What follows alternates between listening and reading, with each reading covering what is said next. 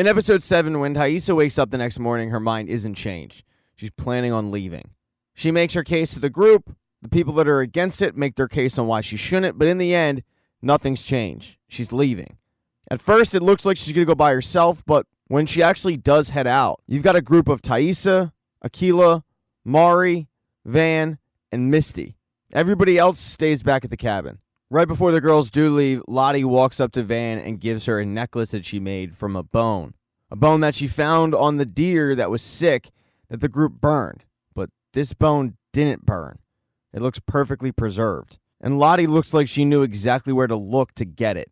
Lottie had a dream the previous night where there was red smoke and a river of blood. She has no idea what it means, but she thinks that by giving Van the necklace, it'll keep her safe.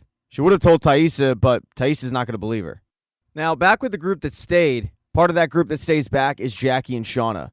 Jackie knows that Shauna's hiding something. When she asks her about it, Shauna just at first says, no, it's nothing. But that's a trend with Shauna, hiding secrets. Jackie knows it since she is her best friend. Jackie says, I've seen you whispering to Taissa for weeks. Are you really going to keep secrets from me out here? Spill it. What did I do? When did you stop wanting me to be your best friend? And that statement is enough to get Shauna to tell her she's pregnant. Although when it comes to whose baby it is, Shauna doesn't go that far. She tells her that it's a guy named Randy's. They head out to a secluded area, and Jackie says, tell me everything. But right off the bat, Shauna's story starts to kind of unravel. Jackie eventually asks her, what are you going to do? And Shauna says, honestly, I have no idea. As those two were discussing Shauna losing her virginity, Travis was actually trying to lose his virginity. Now with half the group gone, Natalie and him have a lot more time to get to know each other. Although when it comes time to actually do it, it seems like he gets a little too excited a little too quickly. Just from experience, I know that face. I'm used to disappointing women. When Travis leaves the room, he is still a virgin.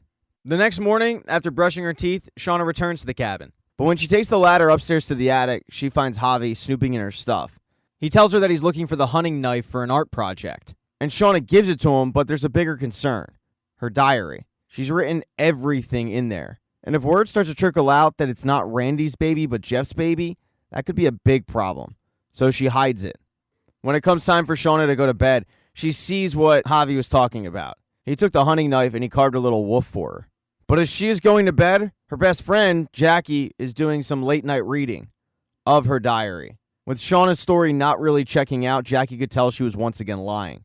So she went to the source material. She found where Jackie was hiding her diary, and she is learning the cold, hard truth. But over with the other group, the first day out in the wilderness looks okay at first, until they finally make camp. As Van is telling them the plot line for the Sandra Bullock movie While You Were Sleeping, which is an absolute classic, can't suggest it enough, they hear wolves, and it spooks all of them. Taissa tries to reassure the group that they have nothing to worry about, but just in case, they can take turns keeping watch to make sure they're not attacked in the middle of the night. And they're not. The next day, though, proves to be a bigger challenge. They're tired, they're hungry, and when it comes to a water source, they don't really have one. Because the little creek that they find, there's something wrong with that water. Now, Van had told all the girls about Lottie's dream. So when they find this dirty river, one of the girls asks, didn't Lottie's dream say something about a river of blood? Taissa, the eternal skeptic, says, yeah, okay, well, last night I dreamt that I was water skiing with Princess Diana. Come on, guys, there's a logical explanation for this. And the one that they come up with via Misty is that there are minerals in the river that must have turned it a dark color and made it smell weird. Either way, they can't drink it. They got to keep moving.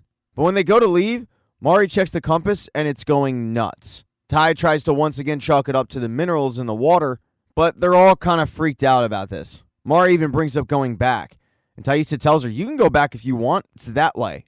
I'm going to get help. Vanessa is also a skeptic. She says, come on, Ty, it's a pretty big coincidence that Lottie dreamed about this stream, and don't forget what Lottie said when we found the plane.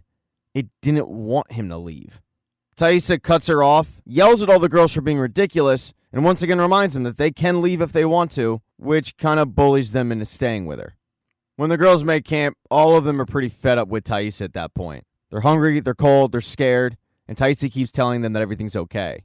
Van offers to take the first watch, but Taissa, who can kind of feel the tension coming at her, says, no, you guys sleep. I'll take the first watch.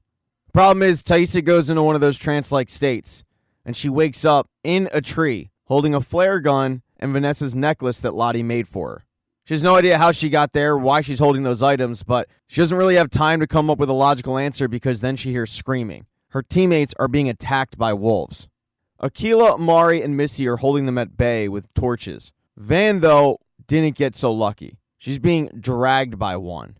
Ty goes to save her, shooting one of the flare guns, which chalks up to Lottie's red smoke, until finally bludgeoning the wolf to death. Unfortunately, she's too late. When she checks on Van, her face has been chewed off, and she's dead. Modern day Ty is standing next to a tree. She's not in it, so she has made personal growth. But we're actually going to start out with Misty, who is keeping Jessica Roberts as a prisoner while she creepily watches Kevin sleep. Misty goes downstairs to extract some information from Jessica Roberts, mainly why she's doing what she's doing. Because Misty thinks that Jessica Roberts is the one who's behind these postcards. She accuses Jessica of blackmail, even murdering Travis and the symbol. But the only information that Jessica gives her is the fact that she was hired by Taissa to check up on all of the survivors and see if they would talk. She does tell Misty, though, you might not be sure Travis was murdered, but I am. When Misty asks how, Jessica tells her, no, that's my leverage. Let me go and I'll tell you everything I know, because actually, Misty, we're on the same side. Misty walks over to Jessica, slaps her in the face and says, you're wrong. You only have leverage if I'm not willing to make you talk. So I'm here to tell you, you have no leverage at all. Misty goes upstairs and comes back with a box of chocolates and drugs. She tells Jessica the drugs are fentanyl, and she starts injecting the chocolate with the fentanyl. As she's injecting every single piece, Misty starts telling Jessica everything she knows about Jessica's father, who apparently loves chocolate. If Jessica doesn't talk, Misty's going to send her father this box of chocolates saying that it was Jessica, and it's going to end up killing him. This forces Jessica's hand, and she tells Misty that she was at Travis's house before he was killed, but he wouldn't talk to her. After that, she went home, but after she heard that Travis was killed, she got suspicious. When she looked into it, she found out that Travis's bank account was closed right after he died. She figures that whoever closed out that bank account was the one who murdered Travis. But obviously, it also proves that Travis was murdered because a dead guy can't close out his own bank account. While Misty was getting this information out of Jessica, the other 3 remaining Yellowjackets were busy meeting up. When Taissa wakes up outside, she quickly realizes she has to clean up before meeting with Shauna and Natalie. She scrubs all the dirt off of her hands, brushes the dirt out of her teeth, and then puts a bandage on her hand. When the girls meet up, everyone's kind of stressed out. Natalie has the money, but $50,000 doesn't take up nearly as much space as Shauna thought it would. It forces her to stuff the bag with other junk to put the tracer in. They then drive to the location of the drop. Natalie gets out and puts the money where they were instructed. As Natalie is doing that, Taissa and Shauna are having a conversation about just how hard everything's been on Natalie. Shauna doesn't approve when she finds out that Taissa once again paid for rehab, but Ty says, come on, Shauna, think about it. I have Simone and Sammy. You have Jeff and Callie. The only person that Natalie had was Travis, and now he's dead. The fact is, we wouldn't be here if it wasn't for her. So I do what I can for both her and me.